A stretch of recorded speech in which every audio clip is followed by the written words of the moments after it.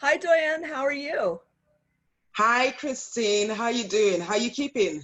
Very good, thank you. Considering everything that's happening, I'm doing well, and it's good to see your bright, shining face again. It's been a while. I know. You look fabulous as well. Yes, thank you. Well, tell me, where are you located now? Where are you? I live in England, United Kingdom. Yes. Uh-huh.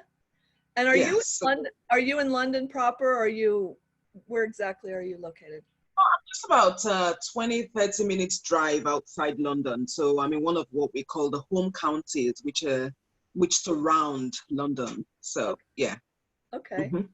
And tell us, what kind of profession are you in, or what kind of work do you do?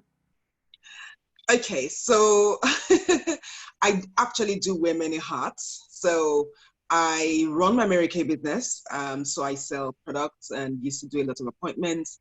I also have my own company, which has to do with professional development for women. It's called MapHa Limited. And I'm currently doing a PhD in entrepreneurship.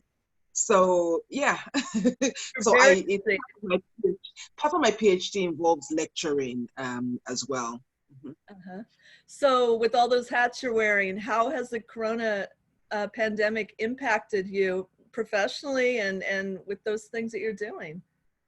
You know, I was thinking about this a few days back, and I can't really say because for my MapHa Limited, most of the things I do in terms of workshops are in the summer. So touch wood, things will have settled by the first workshop in June. And also, most of the other things I do are done online anyway. One of the Zoom enthusiasts. I've been using Zoom since 2016 or thereabout. So I've always done my appointments through Zoom. And as for my Mary Kay business, when I started my PhD last year or more like 2 years ago in preparation to it, I changed most of my business model to be done online anyway. So I haven't even really felt the pinch in terms of business. However, as a PhD student, as you would appreciate, I need to do a lot of literature, and I am used to having the house to myself. Uh-huh. Now, sharing this house with two teenagers who have been sent away from school and are home, and my husband who also has to work from home. So we're constantly juggling for space and who is going to take what position. So yeah, in terms of that, it's reduced my concentration a little bit. And yeah, obviously my output is also slightly diminished. Mhm. Yes, yes. There's a lot of distractions going on in the home, I'm sure. Tell me So about it. your two teenagers then, how are they doing the school there? Do they have lessons they can do online now? So last week they had full school where they were doing online school because they've been sent home. We've been on lockdown now. This is a second week of full lockdown where you're not allowed to go out except for buying food and one exercise a day. So it means that all the schooling has been turned to online, is now being delivered online. So last week it was a little bit, so we had my older daughter was in her room because her room is set up for her to study in. My younger daughter was in the living room. My husband was upstairs in our bedroom, and I was downstairs in the dining room because everybody had to do video calls as part of their work and all that. So we had to really be in different rooms. Yeah. So this week that they don't have structured work, we're still kind of adopting similar methods. But yeah, we still can't deny the fact that we are visiting the refrigerator a little bit more often. And yeah, we're actually getting in each other's way anyway. So. Yeah, yeah. So what are some things that you're doing maybe differently, or some of the things you're doing to cope with what's going on? So by day two, I knew that the health service was going to have a bigger problem than COVID. And that problem will be obesity after the pandemic Uh-huh. because of the number of times I just found myself eating. So one of the things I did was I put together a food schedule, which kind of like guides what we eat and Oh, when. uh-huh. Yes. We also agreed a family schedule sort of. So we kind of like know what everybody is doing when to help. And to keep us up as a family, we kind of like 8 a.m. in the morning, we all come down together, we pray, and we're Christians, okay? So our faith is really, really important to us. So just to keep the girls level-headed and remove fear and all forms of anxiety, we've incorporated that even more rigidly now.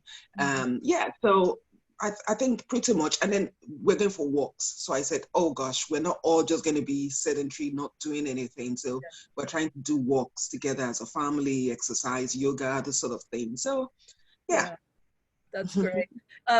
Here in the States, you know, people that would typically go to church, they're watching online services. Do you have that there as well? Is that So we've had an online church for 2 weeks, and do you know what?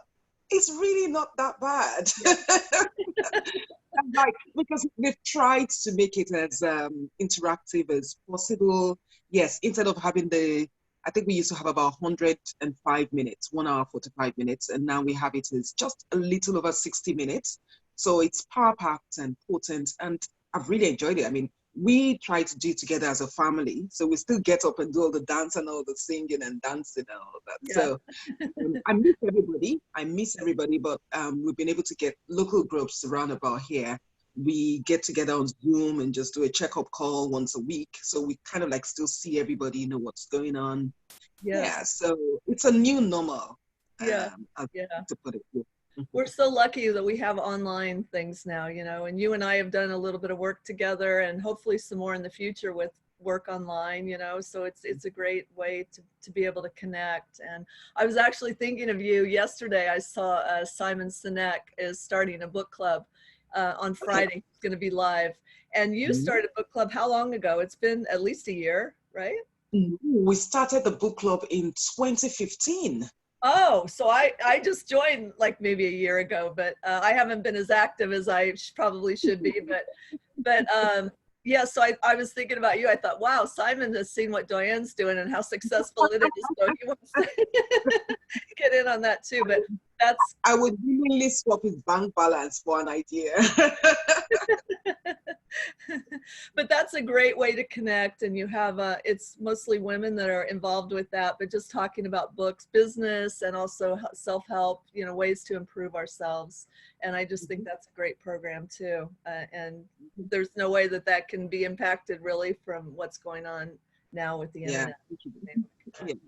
It's really brilliant, because you know it's funny because in February we read The One Thing, Gary Keller's book. I don't know if you know about it. And this month, March, we're reading Make Time by John Zeratsky and Jake Knapp.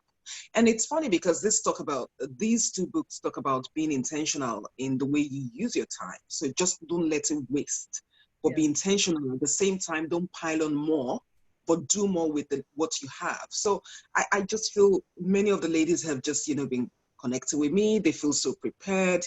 They feel that this is not time to waste. It's time to catch up, reset, reconfigure, and get ready for what lies ahead. You know, the pandemic, it has its own ills, but some people are making more money. I can imagine Zoom stock will have gone up. I'm even sure in this it has, yes. And all those sort of things. So one of the things I keep drumming to the ladies is, hey, don't just accept the narrative that we are in some form of imprisonment or confinement. It's actually time to pull back and be creative, be innovative, and use the ideas that you have in your head that you never had time to execute, and make something beautiful come out of this season. Yeah, exactly. That's great advice. It's like that rainy day that we always said, you know, I'm saving that for a rainy day. Well, here it is.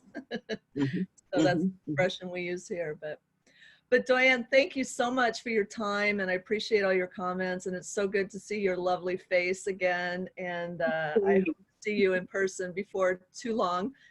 So you keep on doing what you're doing, and hope to talk to you again soon. And I wish you and yours the same. Stay safe and stay indoors. Yes, same with you. Thank you. Bye-bye. Bye.